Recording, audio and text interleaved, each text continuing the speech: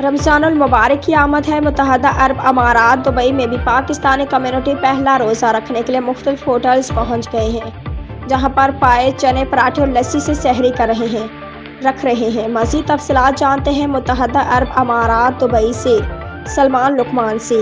जी सलमान लुकमान, क्या तफसीलात हैं? जी बिल्कुल, अगर बात की जाए रमज़ानुल मुबारक के हवाले से तो आज जो है मुत्तहदा अरब अमारात में जो पहली सहरी का अहतमाम किया जा रहा है। लोग जो है मुख्तलिफ रेस्टोरेंट पर जो है सहरी करने के लिए पहुँचे हैं। कैमरामैन मोहसिन दिखा रहा होगा, आप देख सकते हो कि यहाँ पर लोग आए हुए हैं घरों से बाहर, जो कि थके हारे, और आज पहला रमज़ान है यूएई के अंदर, तो सहरी कर रहे हैं। इनसे हम इस हवाले से बात करेंगे।